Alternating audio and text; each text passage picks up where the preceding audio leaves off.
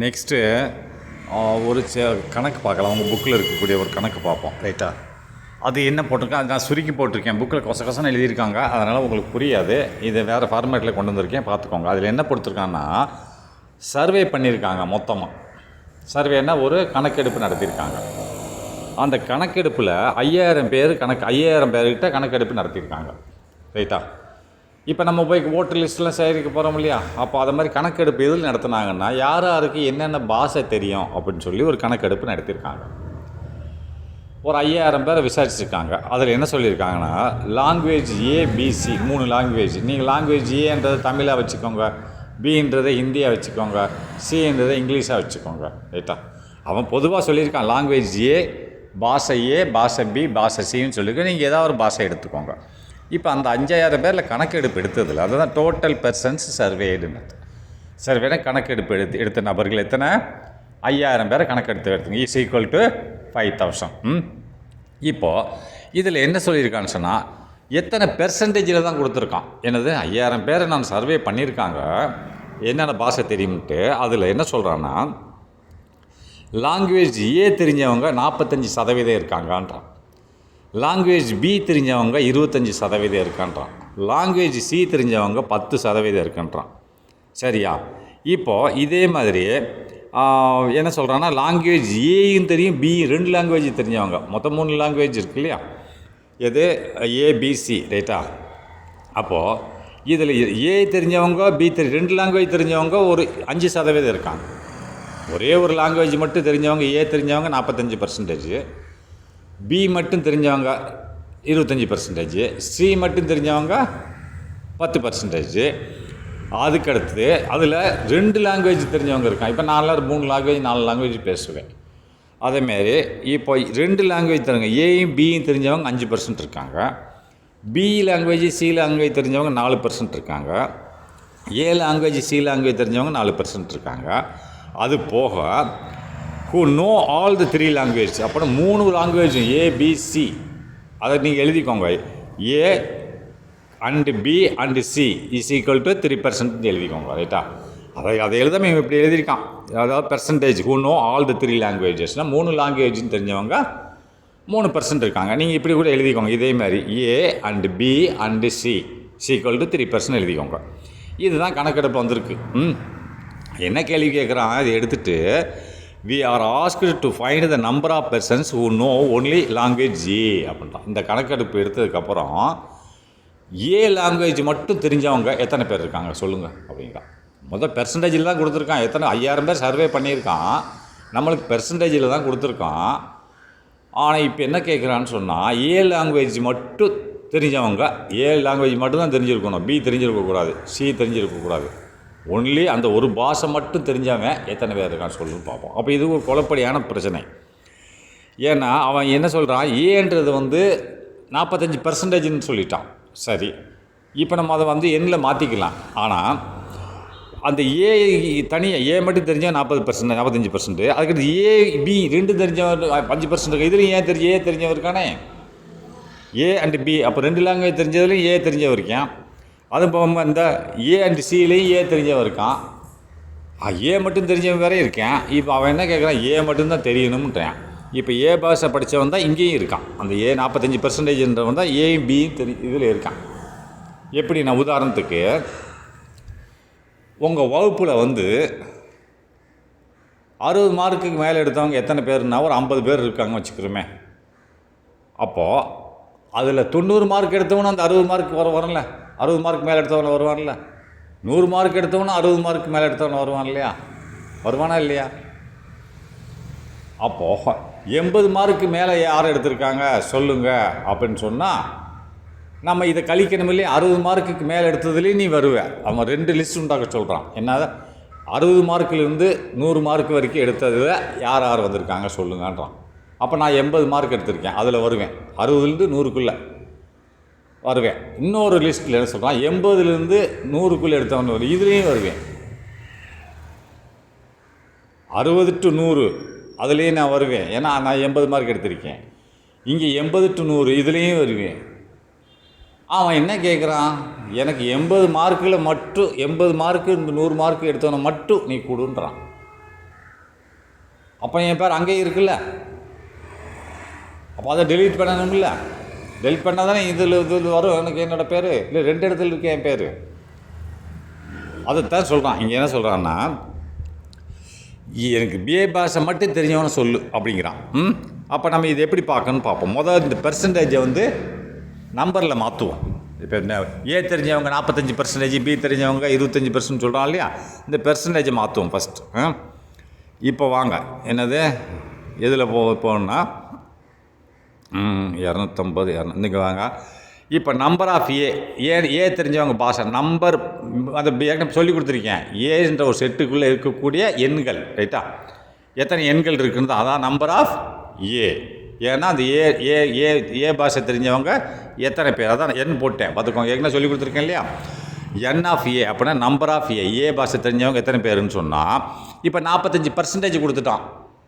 5000 பேரில் 45%. ஏற்கனவே நம்ம ஒரு ஃபார்முலா படிச்சிருக்கோம் இல்லையா. என்ன படிச்சிருக்கோம் அப்படின்னு சொன்னால், %/100 இன்ட்டு எத்தனை பேர், அதான் ஃபார்முலா. இப்போ பெர்சன்டேஜ் பை இதை எப்படி கண்டுபிடிக்கணும்னா, பெர்சன்டேஜ் கொடுத்துட்டான் 45. அப்போ 45 / 100 × 5000.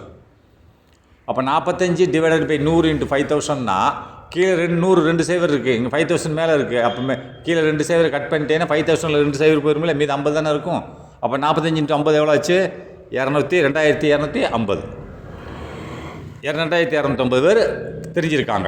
அதான் சொல்கிறான். அதாவது number of A equal to number who know language A தெரிஞ்சவங்க எத்தனை பேர்னா 45 ஆஃப் 500 5000. 45%ன்னு போடணும். இது 45% போடல, 45% எழுதிக்கோங்க. 45% ஆஃப் 5000 இஸ் ஈக்குவல் டு 2250 போட்டுக்கோங்க. அவன் 45%ன்னு போடல, நீங்கள் போட்டுக்கோங்க 45%.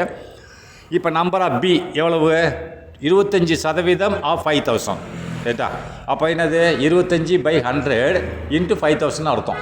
அப்போ கீழே 100ன்னு 2 சைவர் இருக்குது, இங்கே ஒரு 5000 இருக்குது. 2 சைவர் அடி விட்டு போயிருமா? 25 × 5000 எவ்வளோ ஆகிப்போச்சு? 1250. அடுத்து சி தெரிஞ்சவன் எத்தனை பேர்? 10%, ரைட்டா. எத்தனை % இருக்கா? 10%. அப்போ 10னா 10/100.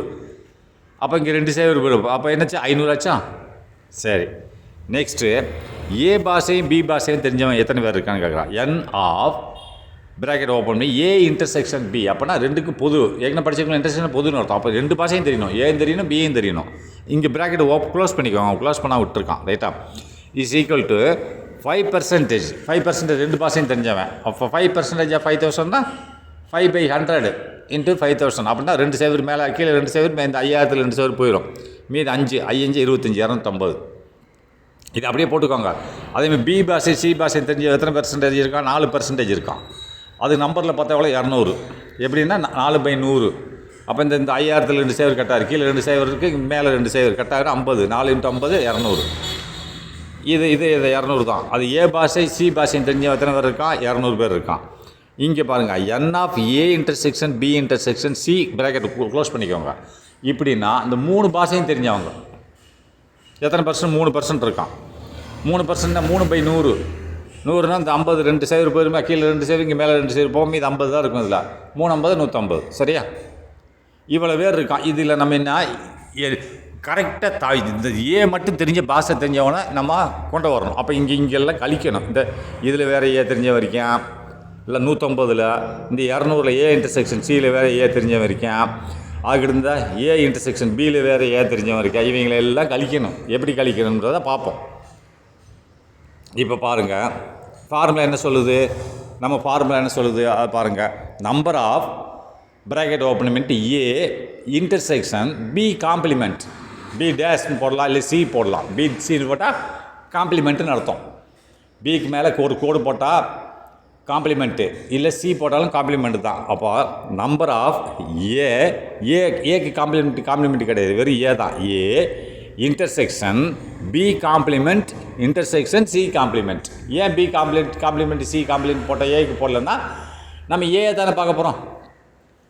அப்போது அது அங்கே பி காம்ப்ளிமெண்ட்டுன்னு என்னது? பி இல்லாத இது. அப்போ பி இல்லாத என்னது? ஏ தானே. அப்போ சி காம்ப்ளிமெண்ட்டுன்னு என்னது? சி இல்லாதது மீதி ஏ தானே. ஏ தான், அதனால தான் போட்டிருக்கான். ஏ இன்டர்செக்ஷன்னா பொதுவானது, ரைட்டா. பொதுவான எது? அப்போ பி இல்லாதது. பி காம்ப்ளிமெண்ட் பி இருக்கக்கூடாது, அப்போ ஏ தான் இருக்கும். அதுக்கு சி காம்ப்ளிமெண்ட் சி இருக்கக்கூடாது, அப்போ ஏ தான் இருக்கும். அதனால தான் அப்படி போட்டிருக்கான். இதைத்தான் நம்ம நம்பர் ஆஃப் ஏ எவ்வளோ பேர் இருக்காங்க, ஏ மட்டும் படித்தவங்க, தமிழ் மட்டும் ஏ லாங்குவேஜ் மட்டும் படித்தவங்க எவ்வளோ இருக்காங்கன்னு பார்த்தா அந்த ஃபார்முலா என்ன சொல்லுது? நம்பர் ஆஃப் ஏ மைனஸ் ஏற்கனவே சொல்லி கொடுத்துருக்கேன், number of A intersection B minus number of A intersection C plus number of ப்ராக்கெட்டில் A intersection B intersection C. முடிஞ்சா இது இந்த ஃபார்முலா நம்ம யூஸ் பண்ணணும். எப்படி யூஸ் பண்ணணும் அப்படின்னா, இங்கே வாங்க, இங்கே தான் நம்ம கண்டுபிடிச்சி வச்சுருக்கோம் இல்லையா?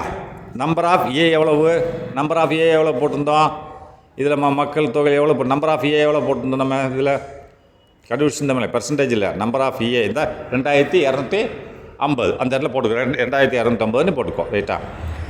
அடுத்து என்ன போட்டிருக்கான்? அந்த 2250 மைனஸ் எது? Minus number of A intersection B. அப்போ ஏ இன்டர்செக்ஷன் பி எவ்வளோ போட்டிருக்கான்? கழிக்கணும் நம்ம. ஏ இன்டர்செக்ஷன் பின்னா 250 இந்த போட்டிருக்கோம்ல, number of A intersection B 250, அந்த இடத்துல 250 போட்டுக்கோ, ரைட்டா? அடுத்து நெக்ஸ்ட்டு அதுக்கடுத்து minus number of A intersection C. இங்கே ஏ இன்டர்செக்ஷன் சி நம்ம எவ்வளோ கண்டுபிடிச்சிருக்கோம்? 200, அது 200 போட்டுக்கோ. அடுத்து plus number of A intersection B intersection C, இங்கே ப்ளஸ் 150 போட்டுட்டேன்னா உனக்கு விட வந்துடும். எவ்வளோ வந்துடும்?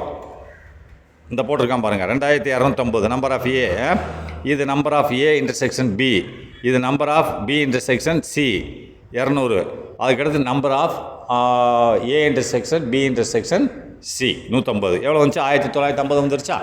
இது ஏன் நம்ம கூட்டுறோம்னு சொல்லியிருக்கான் லாஸ்ட்டில் மட்டும். இங்கே பாருங்கள், number of A minus number of A intersection B minus number of A intersection C plus போட்டிருக்கான். ஏன் நம்ம ப்ளஸ் போட்டோம், ஏன் மைனஸ் போடக்கூடாதுன்னு காரணம் சொல்லியிருக்கான். என்ன சொல்லியிருக்கான் பாருங்கள், பிகாஸ் ஏனென்றால் இந்த ஒய் டு வி ஆட், இதை மட்டும் ஏன் கூட்டுறோம், மீதியெல்லாம் கழிச்சிருக்கோமே அப்படின்றதுக்கு ரீசன் சொல்கிறான். ஒய் டு வி ஆட் அப்படின்னா எதை ஆட் பண்ணியிருக்கோம்? என் ப்ராக்கெட்டுக்குள்ளே A intersection B intersection C, இது ஆட் பண்ணியிருக்கோம்ல, மீதியெல்லாம் கழிச்சிருக்கோம். அதுக்கு ஏன்னா நம்பர் ஆஃப் ஏலேருந்து மீதியெல்லாம் கழிச்சிருக்கோம், இதை மட்டும் ஆட் பண்ணியிருக்கணும் காரணம் சொல்கிறான். என்னது? Because the people who know all the 3 languages were subtracted twice. அப்படின்னா இந்த 3 பாஷை தெரிஞ்சவங்களும் இதிலேருந்து நம்ம கழிச்சிருக்கோம். இந்த 3 பாஷை தெரிஞ்சவங்க இங்கேயே வர்றான் பாருங்கள், இந்த 3 பாஷை தெரிஞ்சவங்க தான் A intersection B intersection C, இவங்க எதில் வர்றாங்க? இந்த ஏ இன்டர்செக்ஷன் பிலேயும் வர்றான், அதேமாரி ஏ இன்டர்செக்ஷன் சிலேயும் வர்றான், இவன் அதுலேயும் வர்றான்ல, 3 தரத்துலேயும் வர்றான். ஏ இன்டர்செக்ஷன் பிலேயும் வருவான், ஏ இன்டர்செக்ஷன் சிலேயும் வருவான், இங்கேயும் வருவானா? அப்போ நம்ம 2 டைம் ஒரே ஆள் 2 டைம் கழிச்சிருக்கோம். இங்கேயும் கழிச்சிருக்கோம், ஏ இன்டர்செக்ஷன் பியில் ஒரு டைம் கழிச்சிட்டோம். அடுத்து மைனஸ் ஏ இன்டர்செக்ஷன் சிலேயும் ஒரு டைம் கழிச்சிருக்கோம். அவன் தான் இங்கேயும் வருவான், இங்கே 3 இடத்துல வருவான். அதனால் 2 டைம் கழிச்சதுனால லாஸ்ட்டில் 3 பாஷையும் தெரிஞ்சவங்களை நான் கூட்டிக்கிறேன்னு சொல்கிறான். Because the people who no, அது ஹூனா மக்கள், அறிந்த மக்கள், எது? ஆல் த 3 லாங்குவேஜஸ், 3 பாஷை தெரிஞ்சவங்க வேர் சப்ட்ராக்டட் கழிக்கப்பட்டிருக்கிறார்கள், டுவைஸ் 2 டைம் கழிக்கப்பட்டிருக்கிறார்கள். இந்த 3 பாஷையும் தெரிஞ்சவங்க வேர் சப்ட்ராக்டட் டுவைஸ் 2 டைம் கழிச்சிருக்காங்க இல்லையா? அந்த பாருங்கள், இவங்க தான் அதுலேயும் வந்து கழிச்சிருக்காங்க. 3 பாஷை தெரிஞ்சவங்க இங்கே ஒரு டைம் கழிச்சிருக்கான், எங்கே நம்பர் ஆஃப் ஏ இன்டர்செக்ஷன் பிலேயும் கழிச்சிருக்காங்க, நம்பர் ஆஃப் ஏ இன்டர்செக்ஷன் சிலேயும் கழிச்சிருக்காங்க. அதனால தான் once in A intersection B போட்டிருக்கானா, இதுலேயும் கழிச்சிருக்கான். அண்ட் எகெயின் ஏ இன்டர்செக்ஷன் சிலேயும் கழிச்சிருக்கேன். அதனால தான் so we add them back, நம்ம அதை சேர்த்துக்கிட்டோம் அப்படின்னு சொல்லி ப்ளஸ் போட்டுக்கிட்டோன்னு சொல்கிறான். புரியுதா? நவ் சப்ஸ்டியூட் த வேல்யூ தான் ஏற்கனவே சொல்லியிருக்கேன் இல்லையா? அதாவது என் ஆஃப் ஏ ஒன்லின்னு நீங்கள் எழுதினாலும் சரி, இல்லை என்ன போட்டு ப்ராக்கெட் போட்டு A intersection B complement intersection C காம்ப்ளிமெண்ட்டுன்னு எழுதினாலும் சரி, 2 ஒன்று தான், ரைட்டா? இந்த இடத்துல நீங்கள் என்னன்னு போட்டு ப்ராக்கெட்டுக்குள்ளே ஏ ஒன்லின்னு போடலாம், அல்லது என்னன்னு போட்டு ப்ராக்கெட்டுக்குள்ளே A intersection B complement intersection C காம்ப்ளிமெண்ட்டுன்னு எழுதலாம். அது பார்த்தோம், என் ஆஃப் ஏ எவ்வளவு? 2250 மைனஸ் போட்டு என்னது? N of A intersection B 250 minus n of A intersection C எவ்வளவு? 200. அடுத்து ப்ளஸ் லாஸ்ட்டில் என்னது? N of A intersection B intersection C bracket close பண்ணால் 190 வருது. இது என்ன மெத்தடு? வாங்க, இதை கார்டினாலிட்டி மெத்தட். 2 மெத்தடில் பார்க்க போகிறோம். இந்த மெத்தடில் 1950 வந்துருச்சு. இந்த வென் மெத்தட், வென் டயக்ராம் படம் போட்டு எப்படி பார்க்குறதுன்னு பார்ப்போம். இந்த யூஸிங் வென் டயக்ராம் தான் உங்கள் புக்கில் படம் போட்டிருக்கான். இதில் நான் படம் போடல. நான் எப்படி புக்கில் வந்து பெர்சன்டேஜ் எப்படி கண்டுபிடிக்குன்னு சொல்லலை, நான் இதில் சொல்லித்தரேன். We draw 3 overlapping circles. அப்போ ஓவர்லேப்பிங்னா 1க்கு மேலே 1, ரைட்டா? ஓவர்லேப்பிங்னா 1க்கு மேலே 1, 3 சர்க்கிள் புக்கில் போட்டு பார்க்க பாருங்க. 3 சர்க்கிள், ஒரு சர்க்கிளுக்கு இன்னொரு சர்க்கிள் மேலே கொஞ்சம் ஒட்டிகிட்டு போவோம். பிறகு இன்னொரு சர்க்கிள் 3 சர்க்கிள் மேலே ஒட்டிக்கிட்டு போவோம். அதான் ஓவர்லேப்பிங். அப்படின்னா 1க்கு மேல் 1. ஓவர்லேப்பிங் இங்கிலீஷ் தமிழ் என்னது? 1க்கு மேல் 1. வி ட்ரா, நாம் வரையணும் 3 ஓவர்லேப்பிங் சர்க்கிள்ஸ். 1க்கு மேலே 1ஆக 3 வட்டங்கள் வரையணும். அப்போ ஏ ஒரு வட்டம், பி ஒரு வட்டம், சி ஒரு வட்டம். அண்டு மேலும் ஃபில் இன் பெர்சன்டேஜ், அதில் நீ பெர்சன்டேஜை போடு அப்படிங்கிறான். புரியுதா? ஏக்கு எத்தனை பெர்சன்டேஜ்? 45% போட்டோம் இல்லையா? அப்போ பிக்கும் போட்டோம் இல்லையா? எத்தனை பெர்சன்டேஜ்னு பார்த்தோம் இல்லையா? அந்த பிக்கு பெர்சன்டேஜ் போடணும், சிக்கு போடணும். இன்டர்செக்ஷன் பண்ணியிருக்கும் பார்த்துருக்கீங்களா அந்த படத்தில்? இன்டர்செக்ஷன் பண்ணுறதையும் நீங்கள் பார்த்து போடணும், ரைட்டா? பார்த்துக்கோங்க, புக் எடுத்து பார்த்துக்கோங்க. இப்போ நான் என்ன சொல்கிறேன், fill in the intersection parts. அதில் அந்த படத்தை பார்த்துக்கோங்க. இப்போ நான் சொல்கிறேன். இப்போ என்ன சொல்கிறேன், சென்டர்னால் மத்தியில் வாங்க.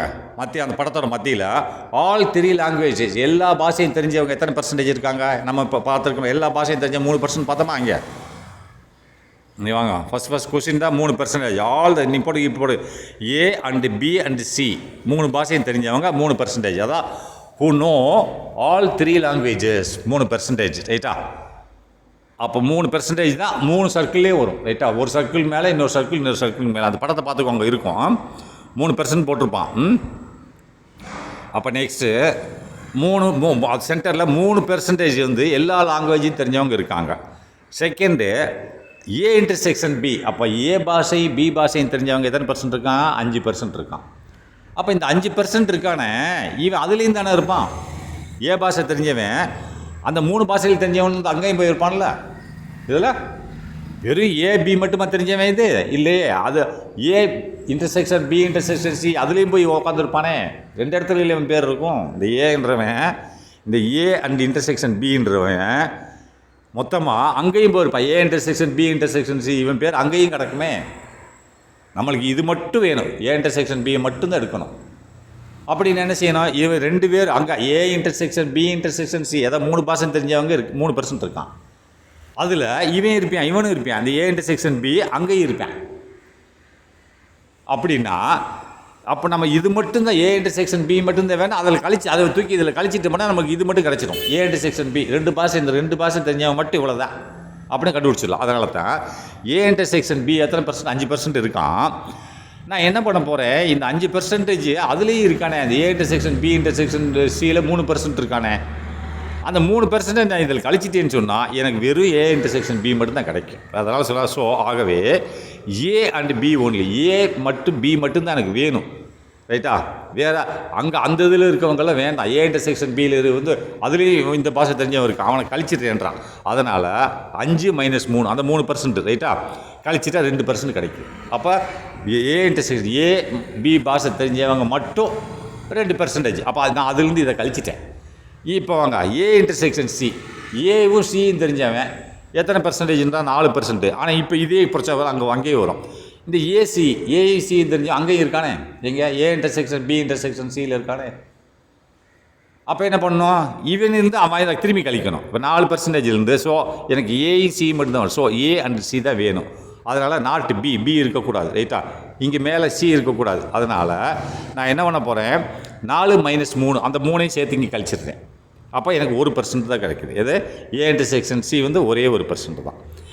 Next B intersection C, B பாஷையும் சி பாஷையும் தெரிஞ்சவங்க எத்தனை % இருக்கா? 4%. இவன் அங்கேயும் இருக்கானே. ஏ இன்டர்செக்ஷன் பி இன்டர்செக்ஷன் சியிலே 3%லேயே உட்காந்து கிடக்கானே. அதனால் அந்த 3 இங்கேயும் வச்சு கழிச்சிருங்க. கழிச்சிட்டு நம்மளுக்கு பி இன்டர்செக்ஷன் சி மட்டும் தான் கிடைக்கும், ஏ கிடைக்காது, ரைட்டா? So B and C only, not A கிடைக்காது. அதனால் 4 - 3 = 1. 4 - 3 = 1 ஆயிடுது, ரைட்டா? இப்போ பாருங்கள், இப்போ இந்த 3ஐயும் கூட்டுங்க. இப்போ என்னது 2 மேலே இருந்து ஏ இன்டர்செக்ஷன் பியில் வந்து எவ்வளவு? இந்த 2 பாஷை மட்டும் தெரிஞ்சவங்க 2%. ஏ இன்டர்செக்ஷன் சி இது மட்டும் தெரிஞ்சவங்க 1%, பி இன்டர்செக்ஷன் சி இந்த 2 பாஷை மட்டும் தெரிஞ்சவங்க 1%. அப்போது நம்ம மொத்தம் எத்தனை பர்சன்டேஜ் ஏ தெரிஞ்சவங்க 45%. அப்போ இங்கே வாங்க, இதில் இந்த 3ஐயும் கழிச்சிருங்க. 2 1 3 4 ரைட்டா, 4 அங்கே ஒரு 3, இங்கே ஒரு 3 இருக்குல்ல, இதில் ஏ இருக்கு இல்லையா, இதையும் நீங்கள் கழிச்சிட்டிங்கன்னு சொன்னால் 4 3 7 7 7 7 பெருசா 7 6 கழிக்கணும் ரைட்டா. 2 ஒரு 3 1 3. ஏன்னா ஏ மொத்தம் எத்தனை பேர் இருக்கான் பர்சன்டேஜ் இருக்கான் நம்மளுக்கு 45% இருக்கான் ரைட்டா. இப்போது 45% ஏ தெரிஞ்சவன் இருக்கான். ஆனால் ஏ மட்டும்தான் தெரியணும். மொத்தம் எல்லாத்துலேயும் சேர்த்து 45%. ஆனால் எனக்கு ஏ மட்டும் தெரிஞ்சவன் வேணும், வேறு எதுவும் தெரிஞ்சவன் கூட்டாளிகள் இருக்கக்கூடாது. ஏ இன்டர்செக்ஷன் பியில் எத்தனை ஒரு 2% இருக்கான். ஏன்னா அது ஏன்னு தெரியும், அவனுக்கு பியும் தெரியும். இப்படி இருக்கக்கூடாது, ஏ மட்டும்தான் தெரியணும். அதேமாதிரி ஏ இன்டர்செக்ஷன் சியில் எத்தனை பர்சன்டேஜ் இருக்கான், 1% இருக்கான். அவனுக்கு ஏயும் தெரியும் ஜியும் தெரியும். அப்போ அந்த கணக்கு எனக்கு வேண்டாம். அதேமாதிரி பி இன்டர்செக்ஷன் சி இது எனக்கு தேவையே கிடையாது. ஏன்னா இதில் ஏ இல்லை. அது போங்க மேலே வாங்க 3 பாஷை தெரிஞ்சவன் இருக்கானே, அதுலேயும் ஏ இருக்கு இல்லையா, அதுலேயும் ஒரு 3% இருக்கேன். எனக்கு இதெல்லாம் வேண்டாம், எனக்கு வெறும் ஏ மட்டும் தெரிஞ்சவன் வேணும். அப்படின்னா இவங்களெல்லாம் கழிச்சிட்டோம்னா ஏ மட்டும் கிடச்சிடும் எனக்கு. ஏ மொத்தம் ஏ தெரிஞ்சவங்க எத்தனை பேர் 45%. அதில் இந்த 3% யார், ஏ தெரியும் பி தெரியும் சி தெரியும், இவனை கழிச்சிருங்க, முடிஞ்சா. அதுக்கடுத்து இங்கே வாங்க, ஏயும் தெரியும் பியும் தெரியும், அப்போ 2 பாஷை தெரியும். 2 பாஷையும் வேண்டாம், எனக்கு ஒரே பாஷை தான். அப்போ இதையும் கழிச்சிருங்க 2% அதிலிருந்து. ஏ இன்டர்செக்ஷன் சி ஏயும் சியும் தெரியும், இவனும் எனக்கு வேண்டாம், இதையும் கழிச்சிருங்க. அடுத்து பி இன்டர்செக்ஷன் சி நம்மளுக்கு தேவையில்லை, ஏன்னா ஏ இதில் இல்லை. அப்போ இதை கழிச்சிட்டு பார்த்தீங்கன்னா என்ன வரும், 39 வரும் ரைட்டா. இங்கே பாருங்கள், இதில் என்ன பண்ணியிருக்கான், ஏ மொத்தத்தை எனக்கு இவ்வளோ தெரியும். ஏ இன்டர்செக்ஷன் பி எத்தனை இருக்குது, 2%. 2%. அது ஏ இன்டர்செக்ஷன் சி எத்தனை இருக்குது, 1% இருக்கா. அது ஆல் 3 பாஷையும் தெரிஞ்சவங்க எத்தனை பேர் 3%. அப்போ 3 4 5 6% கழிச்சிட்டிங்கன்னா என்ன வரும், 45லேருந்து மைனஸ் போட்டுருக்கான் பாருங்கள் கீழே. So people who know only A, ஒரே ஒரு பாஷை தெரிஞ்சவங்க எத்தனை, மொத்த ஏ தெரிஞ்சவங்க எல்லா இடத்துலையும் உள்ள ஏ தெரிஞ்சவங்க தான் 45%. அவன் ஏயும் தெரியும், அந்த ஏபிலையும் இருப்பான், ஏபிசிலையும் இருப்பான், அதுதான் 45%. இப்போ அவங்களால கழிக்க போகிறேன். இப்போ மொத்தமாக ஏ தெரிஞ்சவங்க 45 மைனஸு அந்த 2 அந்த அதில் இருக்கிறவங்க இதில் இருக்கிற 3 இடத்துல இருந்தாங்களே ஏ தெரிஞ்சவங்க, அவங்களை கழிச்சிட்டேன். 2 + 1 + 3 6, இந்த 3 பேர்த்தையும் கூட்டிட்டேன்னா 6 வந்துருச்சு. 6 கழிச்சிடுறேன், 39. ஏ மட்டும் தெரிஞ்சவங்க 39. ஸோ இந்த நம்பர் ஆஃப் பர்சன் எவ்வளவு, 39% வந்திருக்கு. ஏன்னா பர்சன்டேஜில் தான் இருக்குது, 45% இருந்து இந்த 39% வந்திருக்கு. அப்போது மக்கள் எத்தனைன்னு பார்க்கணும் இல்லையா. அப்போ பார்க்கணும் என்னது, சேமு தான், 39/100 × 5000. அப்போ 100ன்னு என்னது, கீழே 2 0 மேலே 2 0 கட்டாயிரமா. 39 × 50 எவ்வளோ ஆச்சு, 1950 விட வந்துருச்சா. வென் டயக்ராம்லையே 1950, அங்கேயும் 1950. அந்த டயக்ராமை போட்டுக்கோங்க.